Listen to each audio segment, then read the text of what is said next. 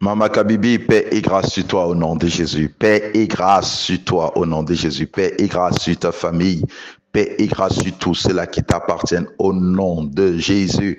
Paix et grâce sur la team. Oh, tu es une team excellente. Tu es une team merveilleuse. Tu es une team magnifique.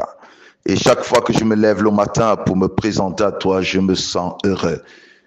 Je sens le Saint-Esprit me remplir et je sens ma joie parfaite et je dis Seigneur que toute la gloire et l'honneur te soient rendus. Oh toi qui es magnifique, oh toi qui es excellent, oh toi qui es bon. Je glorifie sans cesse le Seigneur parce que le Seigneur me donne une parole pour ta vie, une parole pour ton avenir, une parole pour ton devenir. Et je remercie tous ceux-là qui partagent. Je dis que le Seigneur vous bénisse, que sa main soit sur vous. Et je remercie tous ceux-là qui commentent. Je ne cesse de voir tous ceux-là qui me saluent. Je vous salue avec mon cœur au nom de Jésus. Et je dis que le Seigneur vous donne encore ce dont vous avez besoin. Et je prie sans cesse pour vous. Je prends des jours de prière parfois pour chacun d'entre vous et dont les noms sont marqués parfois dans des commentaires. Et je désire que le Seigneur vous fasse grandement du bien. Et je crois que la main du Seigneur est pleinement et hautement élevée sur vous. Et je dis que l'ennemi est dans la confusion parce que l'ennemi ne comprend pas ce que l'Éternel s'apprête à faire avec vous. L'ennemi ne comprend pas comment jusqu'ici vous êtes toujours en vie. Pourtant, il a fait tout ce qu'il pouvait faire pour vous priver de vie. Il vous a privé d'argent, il vous a privé de beaucoup de choses, mais vous êtes toujours dans la présence du Seigneur. Il se pose la question de savoir comment vous faites. Et vous confondez l'ennemi, vous réjouissez le cœur de Dieu. Souvenez-vous de Job. Satan attendait que Job régnit le Seigneur. Satan attendait que Job abandonne sa foi. Satan attendait que Job se désengage du Seigneur. Mais Job est resté engagé malgré tout ce que Satan lui a fait subir. Job est resté engagé et confiant à l'Éternel. Ceci a réjoui le cœur de Dieu. Et je crois que Dieu se réjouit quand il voit chacun de vous toujours attaché à lui. Restez attaché à lui malgré les difficultés, malgré tout ce que vous traversez. J'aimerais bien appeler le nom de chacun et vous dire combien je vous aime, combien vous êtes précieux, combien vous êtes important. Mais si je commence ici, je terminerai ce moment sans toutefois parler de la part de Dieu. Parce que nous sommes ici pour parler de la part de Dieu. Nous sommes encore ici ce matin pour vous enseigner. Nous continuerons avec la prière parce que beaucoup de personnes ne savent pas prier. Et Dieu veut que nous prions. Et la prière est la plateforme que Dieu utilise pour nous visiter, pour nous faire du bien. La prière est la plateforme qui nous donne la victoire sur nos ennemis. La prière est la plateforme qui nous donne ce que notre cœur désire. Car il est écrit, fais de l'Éternel tes délices. Il te donnera ce que ton cœur désire. Oh, ça c'est la main de Dieu. Ça c'est la volonté de Dieu. Nous donner ce que notre cœur désire. Mais il y a des règles dans la prière. Comme Paul disait que si le combattant n'a pas combattu selon les règles, il n'aura pas la couronne. S'il n'a pas couru selon les règles, si l'athlète n'a pas couru selon les règles, il ne sera pas couronné. Il y a des règles dans la prière. Il y a des choses que nous devons respecter et ces choses, nous devons les apprendre. Nous devons les apprendre. Nous devons les connaître par cœur et nous devons, en nous approchant, nous devons savoir qu'est-ce dont nous avons fait, comment nous devons nous approcher. Et là, nous verrons Dieu nous exaucer. Et nous étions toujours en train de parler d'avoir un objet bien défini, c'est-à-dire de savoir exactement ce dont nous avons besoin. Et nous avons aussi dit qu'il faudrait que cela donne gloire au Seigneur. Vous voyez, nous ne pouvons pas demander des choses sans que ces choses donnent gloire au Seigneur. Nous ne pouvons pas demander des choses pour notre orgueil. Voyez-vous, je ne vais pas demander la maison parce que je veux faire la concurrence avec des gens. Je ne vais pas demander une voiture parce que je veux montrer aux gens que j'ai une voiture. Non. Je ne veux pas demander un vêtement parce que je veux montrer aux gens que j'ai un vêtement. Je demande un vêtement parce que je suis nu. Je demande une voiture parce que j'ai besoin que cette voiture me serve. Je demande de l'argent parce que j'ai besoin que cet argent me serve. Mais quand j'en ai besoin, ça doit servir pour la gloire de Dieu. Voyez-vous, ça doit servir pour la gloire de Dieu. Et quand je m'habille, c'est pour la gloire de Dieu. Quand je mange, c'est pour la gloire de Dieu. Quand je roule dans ma voiture, c'est pour la gloire de Dieu. Et j'ai besoin de ça pour glorifier le Seigneur. Je n'ai pas besoin de ça pour humilier les autres, parce qu'il y a des gens qui demandent des choses pour humilier les autres. C'est comme j'ai dit hier, j'ai prié pour cette femme qui voulait être députée. J'ai dit, Seigneur, ne lui donne pas ce dont elle a besoin. Et j'ai prié ma prière était fervente, parce que j'étais sûr qu'avec cela, elle s'éloignerait du Seigneur. Beaucoup de personnes sont comme le fils prodigue. Voyez-vous, ce fils prodigue a demandé à son père son héritage. Il a reçu son héritage, il s'est éloigné de la maison, il s'est éloigné de la sécurité familiale, paternelle. Il est allé loin de son père. Et qu'est-ce qu'il a fait avec cet argent? Il a gaspillé avec les prostituées. Vous connaissez cette histoire. Il a gaspillé avec les prostituées. Il a dépensé tout son bien avec les prostituées. Il s'est retrouvé vide. Beaucoup de personnes n'obtiennent pas parce qu'ils demandent mal dans le but de satisfaire leur passion. Dans le but de satisfaire leur passion. Alors, demande pour donner gloire au Seigneur. Alléluia. Demande pour donner gloire au Seigneur. Je t'ai dit avant que je ne continue, s'il te plaît, arrête-toi un moment et partage. Partage, commente, s'il te plaît. Prions pour la parole. Père, nous te remercions et nous te bénissons. Nous voulons encore être enseignés ce matin et nous désirons encore écouter ta voix ce matin. Nous avons besoin que tu nous orientes et que tu nous enseignes comment nous devons prier avec puissance. Nous ne voulons plus des prières vaines, des prières vides, mais nous voulons des prières qui seront exaucées parce que nous savons que tu exauces. Merci pour ton esprit ce matin. Merci encore pour tous ceux-là qui écoutent. Merci pour tous ceux qui partagent. Père éternel, bénis-les selon la mesure de la grâce. Au nom de Jésus-Christ. Amen. Amen. Que la gloire revienne au Seigneur.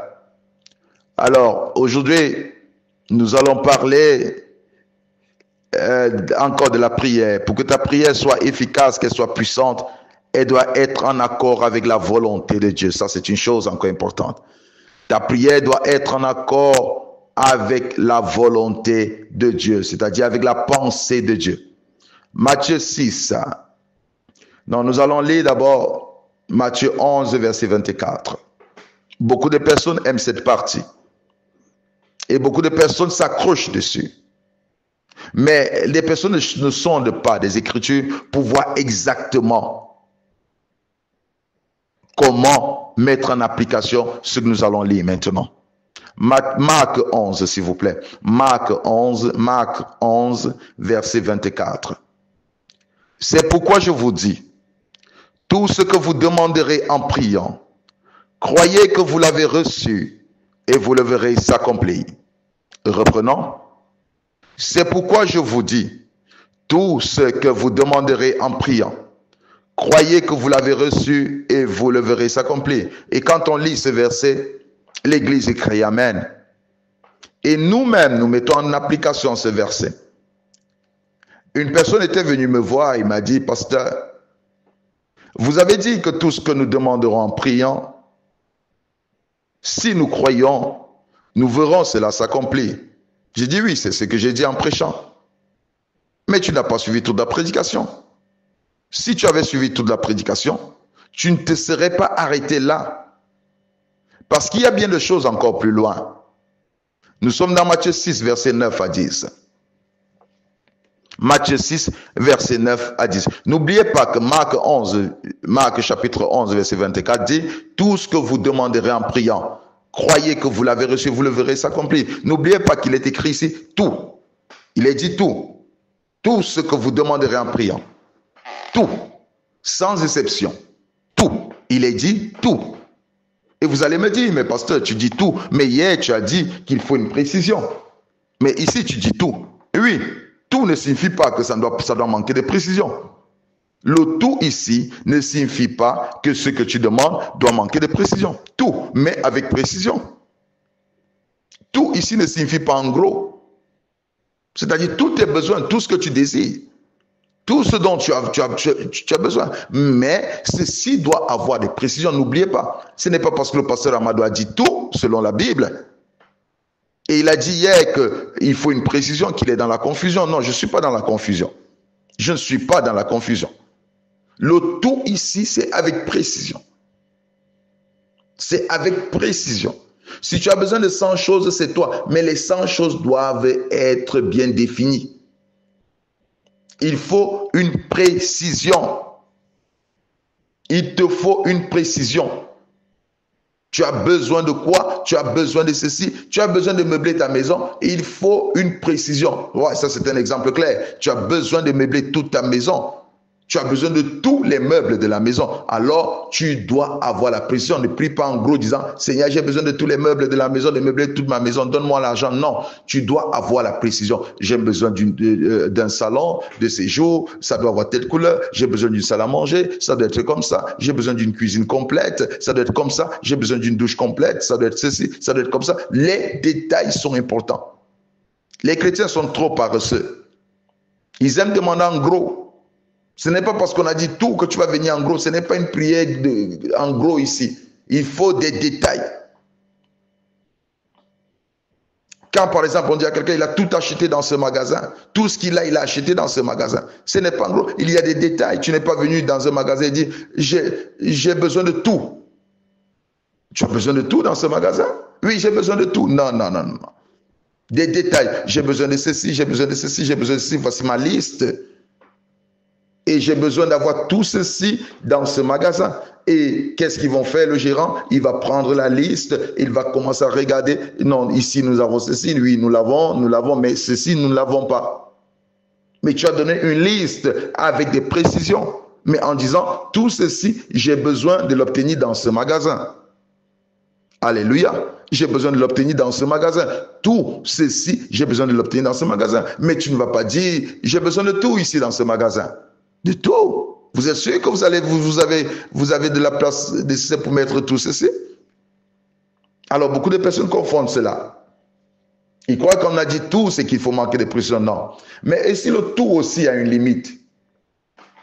Tu ne vas pas arriver et demander tout comme ça. Non.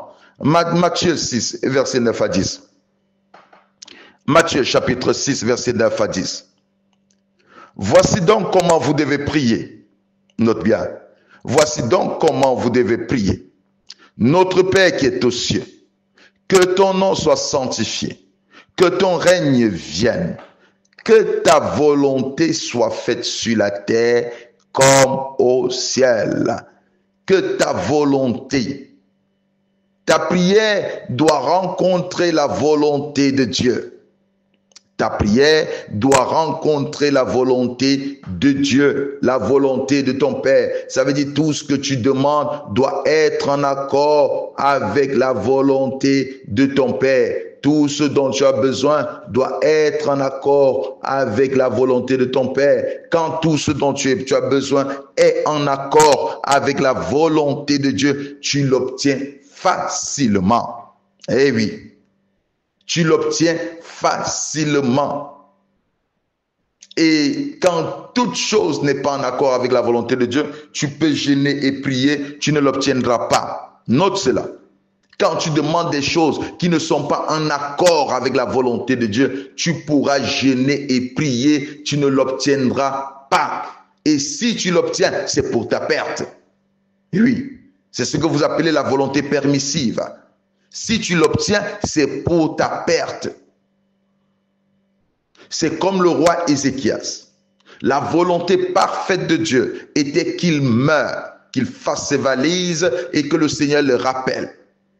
Il a dit, souviens-toi de moi. Vous voyez? Souviens-toi de tout ce que ton serviteur a fait. Je ne veux pas m'en aller. Le Seigneur lui a ajouté 15 ans. Et ces 15 ans n'étaient pas la volonté parfaite de Dieu. C'était la volonté permissive de Dieu. La volonté de l'homme. L'homme a désiré rester pendant que le Seigneur le rappelait à lui.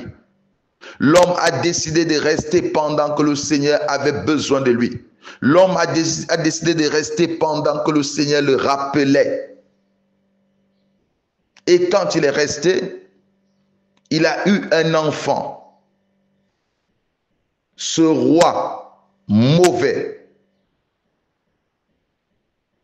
Oui, il a été le roi le plus mauvais, le roi Manassé, le roi le plus mauvais d'Israël. Le roi le plus mauvais d'Israël. Il a ramené toutes ces cultures que son père avait mis à la porte. Il a ramené tout parce que le roi a voulu que sa volonté se fasse. Je vous ai parlé un jour, j'ai donné ce témoignage dans cette chaîne. Ce papa qui avait besoin d'un garçon parce que sa femme lui faisait des filles. Il a prié. Il a prié. Seigneur, j'ai besoin d'un garçon. Le Seigneur lui a donné un garçon. À 12 ans, cet enfant est mort. Il est reparti vers le Seigneur. Le Seigneur l'a repris. Le papa n'a pas accepté cela. Il a refusé de mettre en terre son enfant. Il a refusé. Il a commencé à prier. Il a passé 3 jours de prière, suppliant le Seigneur. Le Seigneur a redonné la vie à cet enfant. Et quelques années après, 5 ans ou 6 ans après, cet enfant est devenu le plus dangereux du quartier. Il est devenu un enfant très compliqué. Et son papa est reparti auprès du Seigneur.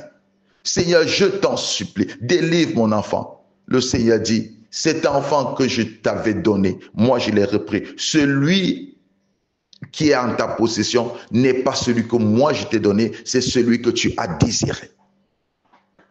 Voyez-vous, quand vous priez en accord avec la volonté de Dieu, Dieu répond. Et quand vous insistez sur une chose que Dieu ne veut pas vous donner, vous le forcez à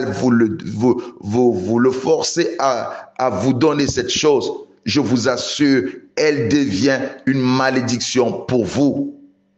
Et c'est pourquoi, avant toute chose, vous devez connaître quelle est la volonté de Dieu. Vous devez chercher à savoir qu'est-ce que Dieu veut, quelle est sa volonté. Vous devez chercher à comprendre cette chose dont j'ai besoin. Est-ce que c'est la volonté de Dieu? Cette chose pour laquelle je prie, est-ce que c'est la volonté de Dieu? Oui. Ce que je demande pour ma famille, est-elle la volonté de Dieu? Parce qu'il est inutile de passer une année en prière pour une chose que l'Éternel ne veut pas te donner. C'est une perte de temps. Si ta prière ne rencontre pas la volonté révélée de Dieu, cette prière ne sera pas exaucée. Et tant bien qu'elle est exaucée, elle est pour ta perte. Elle est pour ta perte. Ah, que Dieu soit glorifié. Elle est pour ta perte. Pour son peuple, Dieu a choisi Samuel pour diriger le peuple, pour conduire le peuple. Samuel était prophète. Alors Samuel devenait vieux et le peuple a observé chez d'autres nations. Ils ont vu que d'autres nations étaient gouvernées par des rois. Ils ont appelé Samuel, ils ont convoqué Samuel. Ils ont crié à Samuel que tu es devenu vieux. Nous voulons avoir un roi comme les autres peuples. Mais ce qu'ils ignoraient, c'est que eux, ils étaient peuple de Dieu. Ils appartenaient à Dieu. Et c'est Dieu qui choisissait qui devait régner sur eux. Et Dieu avait établi Samuel, pas comme roi, mais comme sacrificateur régnant sur ce peuple. Alors, ils ont refuté le choix de Dieu. Ils ont dit que tu es devenu vieux. Nous voulons un roi. Nous voulons un roi. Et ceci a déplu à Samuel. Comment vous pouvez le faire? Dieu s'est révélé à Samuel et il a dit, ce n'est pas toi qu'ils ont rejeté, c'est moi qu'ils rejettent. Nous sommes dans 1 Samuel, chapitre 8, le verset 1. Lorsque Samuel devint vieux, il établit ses fils juges sur Israël. Verset 4. Tous les anciens d'Israël s'assemblèrent et vint auprès de Samuel à Rama. Il lui dit, voici tu es vieux, et tes fils ne marchent point sur les traces maintenant. Établis sur nous un roi pour nous juger, comme il en a chez toutes les nations. Notez bien, établis sur nous un roi pour nous juger, comme il y en a chez toutes les nations. Généralement, Nous ne demandons pas des choses selon la volonté de Dieu. Nous demandons des choses selon notre convoitise. Beaucoup de personnes convoitent avant de demander. Beaucoup de personnes, je reprends, convoitent avant de demander parce qu'ils ont vu tel s'élever. Ils disent, Seigneur, s'il te plaît, élève-moi comme tu as élevé tel. Seigneur, s'il te plaît, visite-moi comme tu as visité tel. Seigneur, s'il te plaît, fais-moi du bien comme tu as fait à tel. Moi aussi, je suis ton fils. Moi aussi, je suis ta fille. Beaucoup de personnes prient comme ça. Beaucoup de personnes demandent comme ça. Ils ont dit, établis sur nous un roi. Et c'était des anciens, des sages. Ils ont dit, tu es vieux. Établis sur nous un roi pour nous juger comme il en a chez toutes les nations. Établis sur nous un roi. Tu es vieux. Tu as cette vieille voiture avec toi. Oh Seigneur, donne-moi une nouvelle voiture comme telle aussi a une nouvelle voiture. C'est comme une femme qui s'approche de son mari et ne demande pas ce qu'elle a besoin, mais elle demande ce qu'elle a vu chez l'autre. C'est comme ton enfant qui vient te demander une paire de tennis et dit, maman, papa, achète-moi une paire de tennis comme le voisin a acheté à son fils. Personne ne va aimer cela. Dis-moi dans les commentaires, vas-tu aimer que ton enfant s'approche de toi et te demande quelque chose qu'il a vu chez l'autre? Dis-moi, tu ne vas pas lui donner, pas parce que tu es incapable de le lui donner, mais parce que cet enfant, tu ne veux pas qu'il convoite. Et beaucoup de personnes convoitent ainsi. Beaucoup de personnes, parce qu'ils ont vu les autres se marier, ils demandent des maris. Je veux être comme telle femme a épousé un blanc, je veux être comme telle femme fait ceci, je veux aussi le faire, tel monsieur fait ceci, je veux le faire, le pasteur Amadou prêche, je veux prêcher, tel pasteur écrit les livres, je vais écrire les livres, mais je vais écrire les livres, même ma femme ne va pas les lire. Et oui, ce n'est pas parce que j'ai vu un pasteur écrire des livres et faire du succès que moi aussi je vais écrire des livres pour en faire des succès. Et c'est pourquoi je l'ai dit, je n'ouvrirai pas une église parce que j'ai pris bien. J'ouvrirai une église si c'est la volonté de Dieu. Je n'ouvrirai pas une église parce que j'enseigne bien. Et c'est pourquoi je me plais dans mes missions. Je travaille pour des gens. Je me plais à servir parce que j'ai compris que telle était la volonté de Dieu. Je ne vais pas demander au Seigneur, donne-moi d'ouvrir une église, s'il te plaît, donne-moi une église pour être comme des autres. Non. Si je connais sa volonté, je sais quoi demander et quoi ne pas demander. Ils ont vu des autres avec des rois, ils ont rejeté parce qu'il était vieux. Peu importe ce que tu as, même si ta maison est vieille, tu peux demander une autre maison, il n'est pas interdit, mais ne demande pas parce que tu as vu l'autre construit. Même si ton mari n'est pas ce que tu aimes, ce dont tu as toujours rêvé, ne demande pas au Seigneur, oh, donne-moi, regarde le mari de tel, comment il est, donne-moi aussi un mari comme ça. Non. Tu as besoin d'une femme, ne demande pas la femme au Seigneur, donne-moi la femme comme la femme du pasteur Amadou. Non. Tu ne sais pas qu'est-ce que les gens vivent, tu ne sais pas qui est cette personne. Tu dois voir une personne comme toi, la convoitise conduit au meurtre.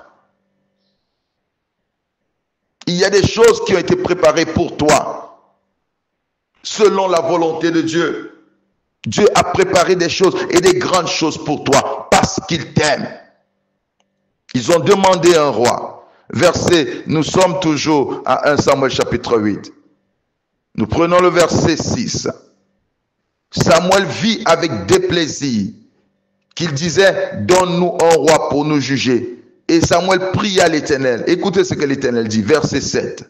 L'Éternel dit à Samuel, écoute la voix du peuple dans tout ce qu'il te dira. Car ce n'est pas toi qu'il rejette, c'est moi qu'il rejette afin que je ne règne plus sur eux. Oui. Quand tu veux que ta volonté se fasse et que tu ne demandes rien en accord avec la volonté de Dieu, ça veut dire que tu veux une certaine liberté, une certaine dépendance. Indépendance, oui. Tu as choisi d'être indépendant. C'est comme certains pays africains qui ont demandé, excusez-moi d'entrer dessus, qui ont demandé une indépendance plus tôt. Une indépendance sans être préparé. Ceux qui font dans la politique connaissent de quoi je suis en train de parler. Et quand ils n'étaient pas préparés, ce qui a suivi après, c'était un désastre. Alors je ne suis pas là parce que je ne suis pas politicien, mais je veux dire des choses que nous demandons. L'indépendance est une chose très compliquée. Quand tu demandes quelque chose selon ta propre volonté, tu exiges au Seigneur de le faire. Tu ne cherches pas à savoir s'il est d'accord ou pas. C'est que tu veux ton indépendance. Tu veux vivre selon tes lois. Tu veux vivre selon ta convoitise. Fais très attention. Tout ce que tu as besoin doit être selon la volonté de Dieu. Samuel était vieux, mais c'est Dieu qui le maintenait là. C'est Dieu qui décide qui doit régner ou qui ne doit pas régner. C'est Dieu qui a choisi Samuel et non le peuple, et c'est Dieu qui devrait décider d'ôter Samuel, peu importe comment est ta relation. Si ta relation est vieille, ce n'est pas un problème. Si des choses ne marchent pas, ça ne veut pas dire que ce n'est pas Dieu. Tu dois chercher la volonté de Dieu. Tu dois demander selon la volonté de Dieu. Tu es dans ce travail. Ce travail, déjà, tu vois qu'il est en faillite et tu te poses la question, qu'est-ce que je dois faire? Je dois sortir, je dois y rester. Attention, le bateau peut couler et toi, tu ne couleras pas. Le bateau peut couler pour ta gloire. Le bateau peut couler pour ta gloire. Oui, le bateau peut couler pour ta gloire. Ne quitte pas le bateau avant parce que le capitaine du bateau est celui qui le quitte en dernier. Le capitaine du bateau est celui qui le quitte en dernier. Si tu crois que l'Éternel t'a mis dans ce travail, reste-y et regarde à l'Éternel. Regarde le faire. Sûrement, au dernier moment, il a son dernier mot. Ne quitte pas le bateau avant, même si tu vois que tu sens qu'il est en train de s'écrouler. Il ne s'est pas encore écroulé. Ne le quitte pas avant.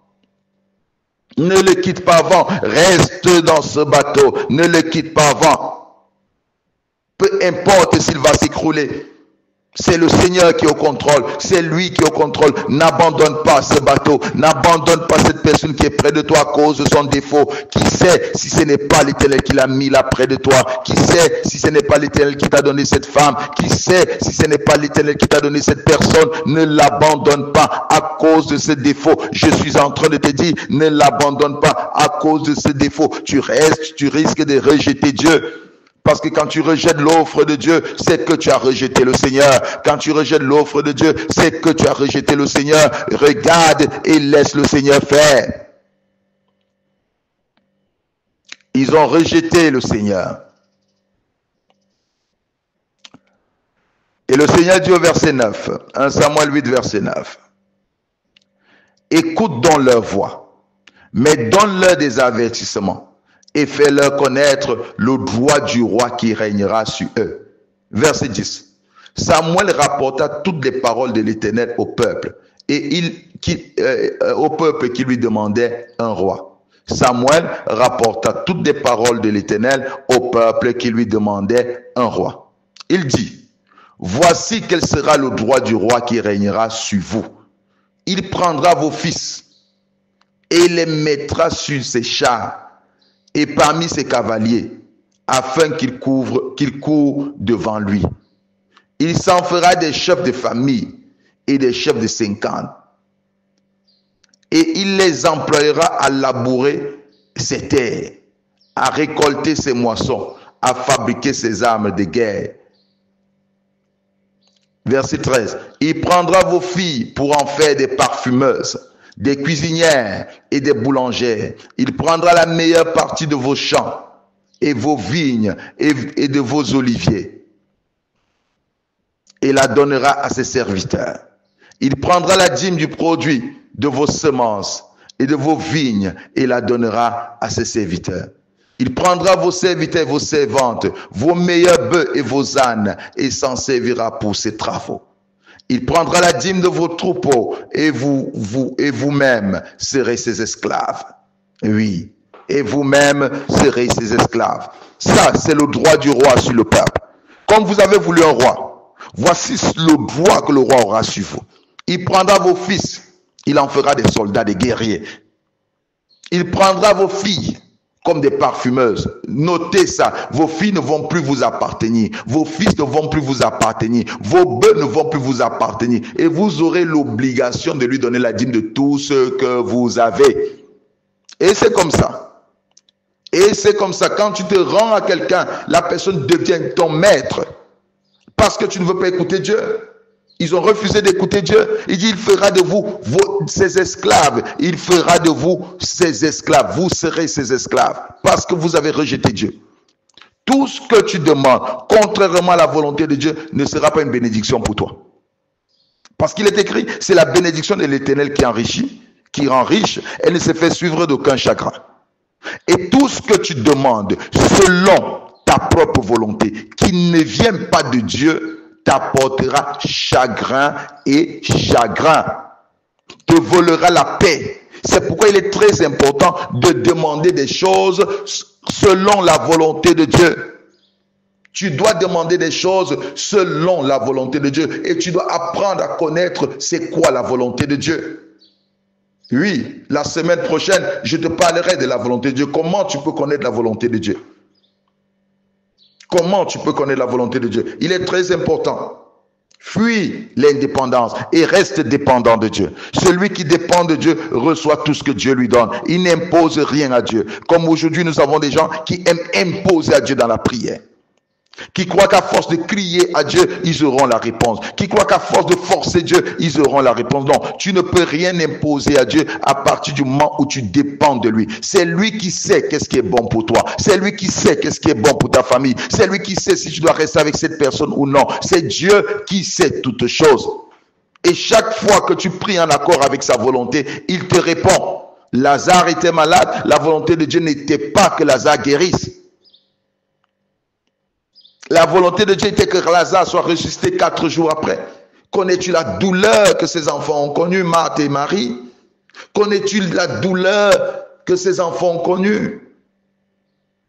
La famille de Lazare, connais-tu cette douleur? Pendant que Lazare était malade, ils ont dépensé parce qu'ils ont crié à Jésus, Jésus n'est pas venu. Ils ont pleuré à Jésus, Jésus n'est pas venu. Ils ont enterré Lazare depuis le premier jour que Lazare était mort. Elle pleurait, cette famille pleurait. Jusqu'à son enterrement, quand on a enterré Lazare, cette famille a continué de pleurer, n'a pas arrêté de pleurer, a eu le cœur déchiré. Mais le Seigneur voulait cela. Peu importe la situation que tu traverses, bien-aimé. Peut-être tu pries, tu n'as pas la guérison, mais laisse la volonté de Dieu s'accomplir. Dis, Seigneur, que ta volonté se fasse. Il est difficile de laisser la volonté de Dieu s'accomplir. Il est difficile. Dis, Seigneur, que ta volonté se fasse. Que Dieu te bénisse. Que la gloire de Dieu s'élève sur toi. Que Dieu te fasse grandement du bien. Que tu aies une fin de semaine merveilleuse. N'oublie pas que samedi, nous allons prier. Que l'Éternel te bénisse. Tous les samedis, nous sommes toujours dans les prières de combat. Que tu partages et que tu t'élèves dans la prière. Que la main du Seigneur soit sans cesse sur toi. Et que l'Éternel continue à te faire du bien. Combien c'est si merveilleux d'être attaché à Dieu. Combien c'est si merveilleux de connaître la volonté de Dieu. Et la semaine, nous allons parler de comment connaître la volonté de Dieu. Je vais t'aider. Tu seras un homme et une femme de prière. Que l'Éternel te fasse du bien. Au nom de Jésus-Christ.